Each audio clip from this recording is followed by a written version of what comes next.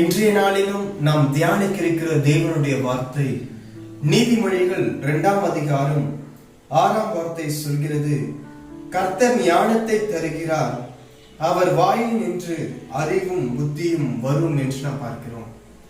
அப்போ இங்க என்ன பார்க்கிறோம் அப்படின்னா, கர்த்தருடைய வாயிலிருந்து அறிவும் புத்தியும் வரும் என்று நாம் பார்க்கிறோம். நம்ம ஞானத்தை, அறிவையும் புத்தியும் யார்கிட்ட இருந்து வாங்க முடியாது. எந்த கடையிலும் விற்க மாட்டாங்க உங்களுடைய ஞானத்தை.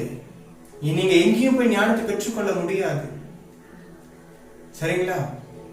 அப்போ ஆண்டுடைய வாயில இருந்து மட்டும்தான் நமக்கு அறிவும் புத்தியும் வரும். எப்படி வரும் அப்படின்னா, நம்ம நேற்று பார்த்தது போல கர்த்தருக்கு பயப்படுதல் ஞானத்தின் ஆரம்பம் என்று நாம் பார்த்தோம். அப்போ அதே போல நீங்க ஆண்டவருக்கு பயப்படும் பொழுது உங்களுடைய ஞானம் ஆரம்பம் ஆகிறது. அப்ப உங்களுடைய ஞானம் ஆரம்பம் ஆகும் பொழுது, நீங்க ஆண்டவருடைய ஞானத்தை கேட்கும் பொழுது, ஆண்டவருடைய வாயிலிருந்து உங்களுக்கு அறிவும் புத்தியும் புறப்பட்டு வருகிறது என்று நாம் பார்க்கிறோம்.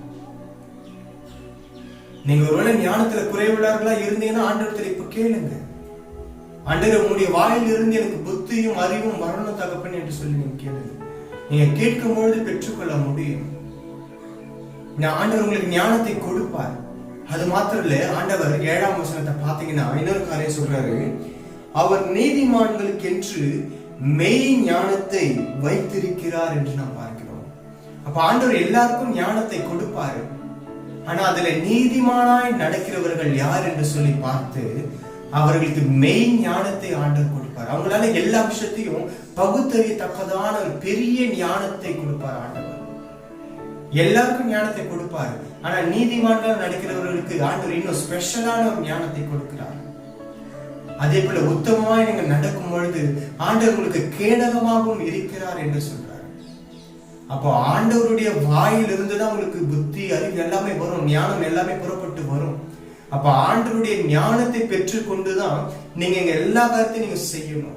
நீதிமன்றங்களை நடக்கணும், உத்தமமாய் நடக்கணும். ஆண்டவருடைய ஞானத்தை பெற்றுக்கொண்டு அதை உலகத்தின் காரியத்துக்காக பயன்படுத்தக்கூடாது. ஆண்டவருக்காக அதிகமா பயன்படுத்துங்க. ஆண்டவர் உங்களையும் அதிகமா எடுத்து பயன்படுத்துவார். நீங்க நினைக்கலாம், நான் செய்யற எல்லா காரியங்களும் என்னுடைய பலத்தினால சுயத்தினால செய்யறேனே, என்னால எல்லா காரியம் செய்ய முடியும் அப்படின்னு. ஆனா வசனம் சொல்லு, உன்னுடைய பலத்தினாலும் உன்னுடைய பராக்கிரமத்தினாலும் அல்ல, ஆவியினாலே எல்லாம் ஆயிற்று. அப்ப நீங்க நினைக்கல என்னுடைய ஞானத்தினாலதான் இது நடந்தது அப்படின்னு. உங்களுக்கு ஞானத்தை கொடுத்தது தேவன் மாத்திரம் தான். அதை புரிந்து கொள்ளணும்.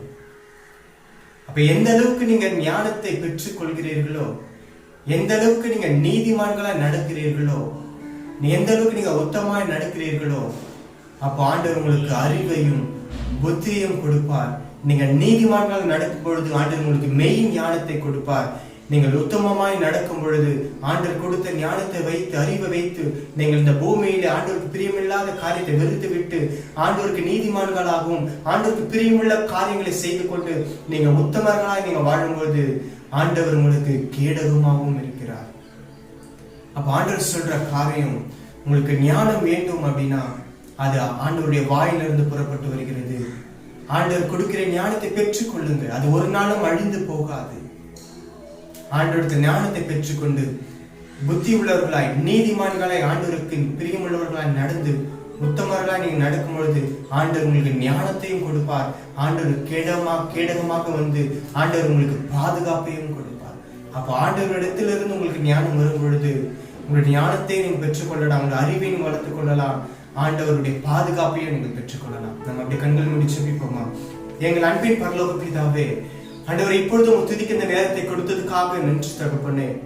அப்ப அவங்களுடைய வாயிலிருந்து எங்களுக்கு அறிவும் புத்தியும் வருகிறது என்று சொல்லி பார்க்கிறோம்.